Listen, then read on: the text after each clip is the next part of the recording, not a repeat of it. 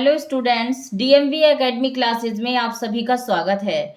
आज मैं आप सभी के सामने सीटेट में आने वाले गद्यांश से संबंधित प्रश्नों को लेकर आई हूँ। इसमें आपका गद्य है और गद्य से संबंधित प्रश्न है।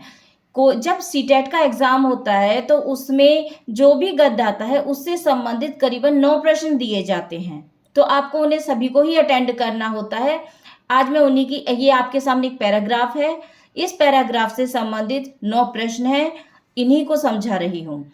सबसे पहले हम लोग इस पैराग्राफ को पढ़ेंगे, इसका हिंदी अर्थ समझेंगे, क्योंकि देखिए जब आप लैंग्वेज का करेंगे, खासकर संस्कृत हो या इंग्लिश हो, इसे जब आप अपनी लैंग्वेज हिंदी में ट्रांसलेट कर लेंगे तो इससे संबंधित प्रश्नों को देना इजी हो जाएगा। इसी कारण पहले हम इसका हिंदी अर्थ समझेंगे, उसके बाद ही इससे संबंधित प्रश्नों को।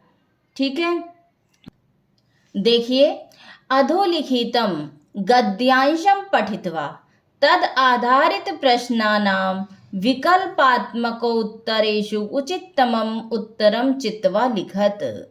कि नीचे लिखे गए गद्यांश को पढ़कर उससे आधारित विकल्पात्मक प्रश्नोत्तरों को उनमें से आप उचित उत्तर चुनकर लिखिए। ये कितने प्रश्न हैं? 1 से 9 तक। अब देखिए, सबसे पहले विंध्य पर्वतमालायाः मध्ये चित्रकूटम नाम तीर्थस्थलम अस्ति। विंध्य पर्वतमाला के मध्य चित्रकूट नाम का तीर्थ स्थल है। स्थानमिदं कोलाहल रहितं प्राकृतिक सौंदर्य संपन्नम अस्ति। वह जो स्थान है वह कोलाहल रहित है, यानी बिल्कुल शांत है, प्रकृति सौंदर्य से संपन्न है। वहां पे प्राकृतिक सुंदरता चारों ओर फैली हुई है। कहने का तात्पर्य ये है, अत्र आगमनेन दर्शनेन च आनंद अनुभूति ही जायते। अत्र आगमनेन, अत्र यहाँ आने और दर्शन करने से आनंद की अनुभूति उत्पन्न होती है। चित्रकूटे सघनानि वनानि सन्ति। चित्रकूट में बहुत घने वन हैं। अत्र बहवः निर्झराः सन्ति। यहाँ पर बहुत से झरने हैं। सर्वत्रापि हरितिमा राजते। सभी जगह चारों ओर हरियाली छाई हुई है। चित्रकूटस्य धार्मिक सांस्कृतिकम च महत्वम विद्यते। चित्रकूट का धार्मिक और सांस्कृतिक महत्व विद्यमान है। कथ्यते, कहा जाता है, यत् सीता लक्ष्मणाभ्याम सह वनवास काले श्री राम 11 वर्षाणि यावत् चित्रकूटे एव निवासम कृतवान। कथ्यते कि कहा जाता है, यहाँ पर सीता और लक्ष्मण के साथ वनवास के समय में श्री राम 11 वर्षों तक यहाँ चित्रकूट में निवास करते थे। उन्होंने मतलब वनवास के जो अपने 11 साल थे वो चित्रकूट में निवास किए। महर्षि अत्रि साध्वी अनुसूया च अत्रैव तपस्यां कृत्वा आत्मज्ञानम अलभेताम। महर्षि अत्रि और साध्वी अनुसूया ने यहीं पर तपस्या करके आत्मज्ञान को प्राप्त किया। अत्र अनेकानि दर्शनीयानि स्थलानि सन्ति। यहाँ पर अनेकों दर्शनीय तीर्थ स्थल हैं। अब उसमें रामघट्ट है मंदाकिन्या तटे रामघट्ट है अस्ति। रामघट्ट है यानी रामघाट। रामघट्ट है वह मंदाकिनी के तट पर रामघाट है। सायकाले मंदाकिन्याः नीराजन समय मनोरम दृश्य भवति। सायकाले, संध्या काल में मंदाकिनी की जो निराजन समय यानी कि जो आरती के समय जो दृश्य होता है वो अत्यधिक मनोरम होता है। रामघट्टात् नाति दूरमेव जानकी कुंडम अस्ति।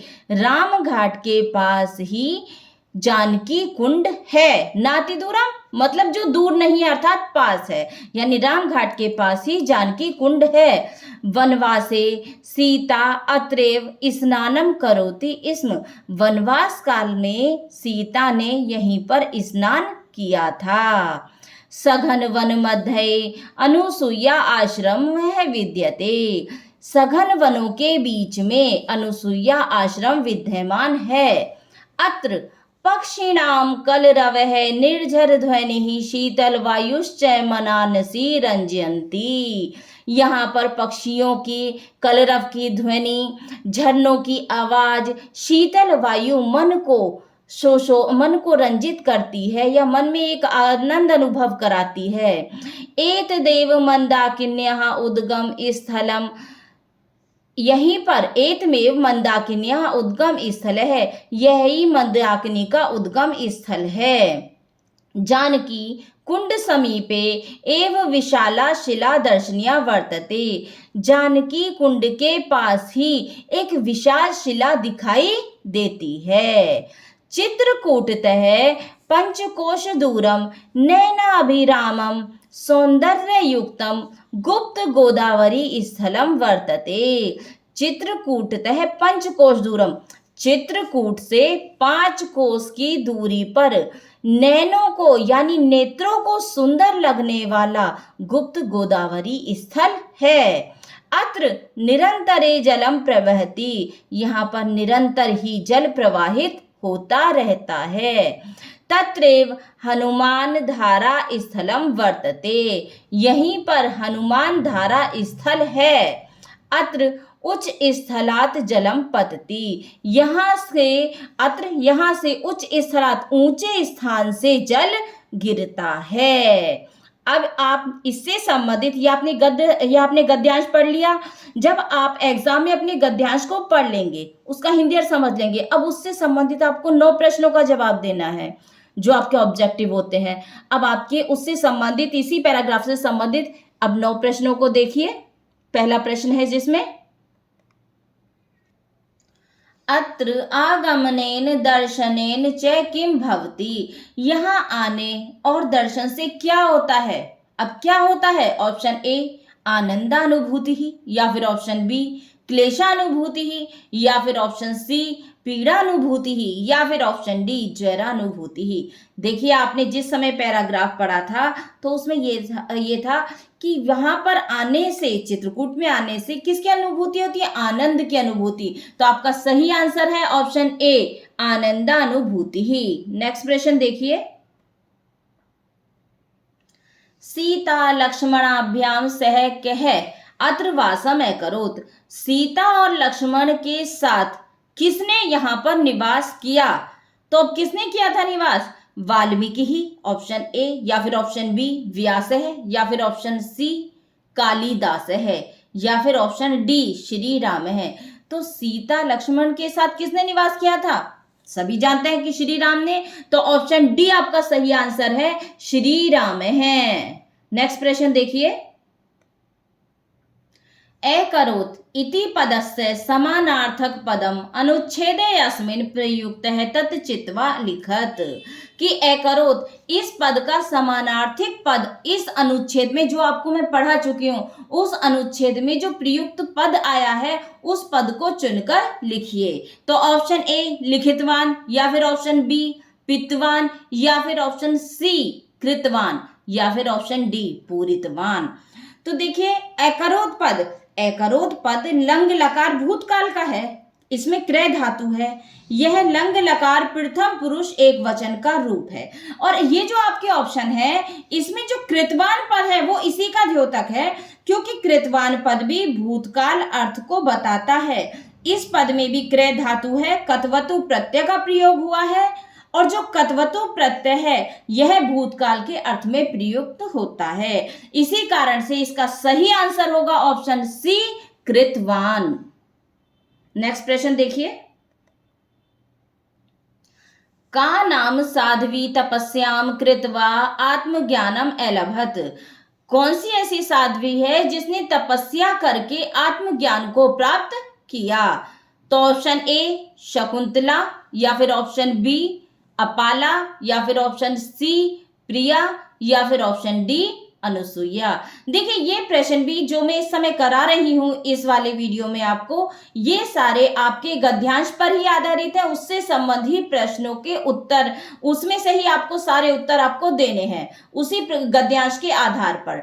तो उसके अनुसार कि आत्मज्ञान किस तपस्वी ने प्राप्त किया था, कौन सी ऐसी तपस्वी थी, तो वो थी अनुसुईया। ऑप्शन डी आपका सही आंसर है, अनुसुईया। नेक्स्ट प्रश्न देखिए, करोति इति पदे का धातु वर्तते। करोति इस पद में कौन सी धातु है, तो करोति यह पद लट लकार का है, वर्तमान कालिक है, तो इसमें कौन सी धातु है?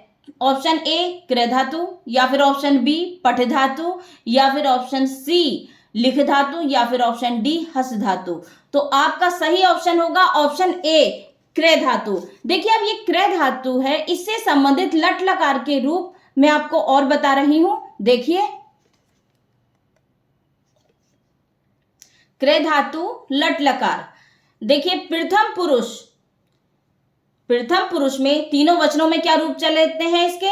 करोति, कुरुतः, कुर्वन्ति। मध्यम पुरुष में क्या चलते हैं? करोषि, कुरुथः, कुरुथ। उत्तम पुरुष में क्या चलते हैं? करोमि, कुर्वः, कुर्मः।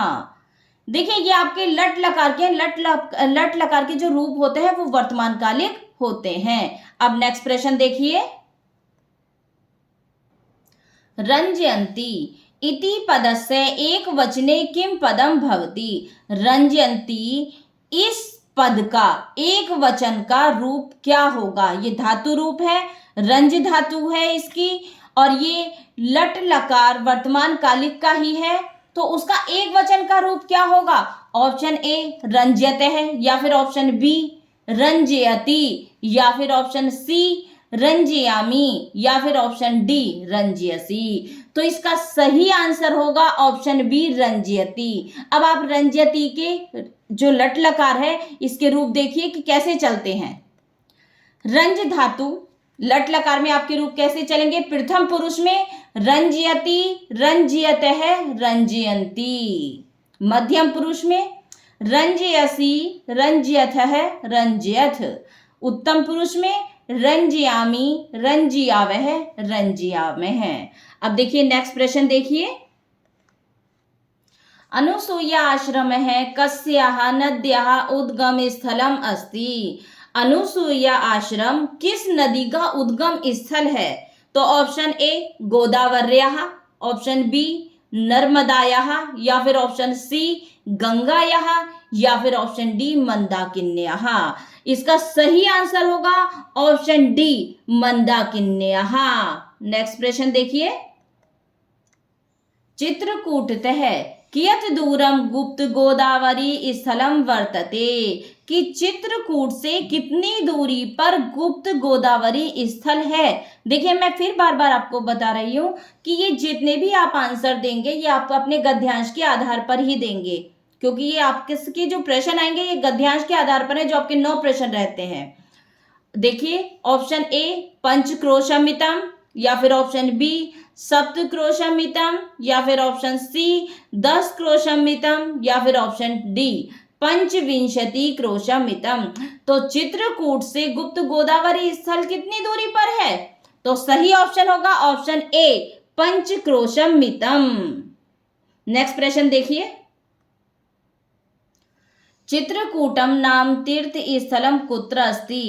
चित्रकूट नामक तीर्थ स्थल कहाँ है?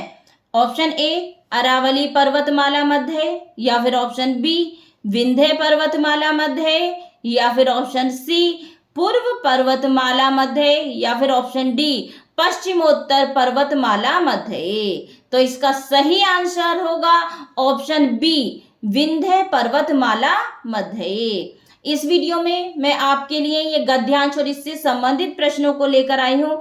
आगे मैं और नेक्स्ट वीडियो में आपके संस्कृत शिक्षण से संबंधित और प्रश्न लेकर आऊँगी। तब तक के लिए धन्यवाद।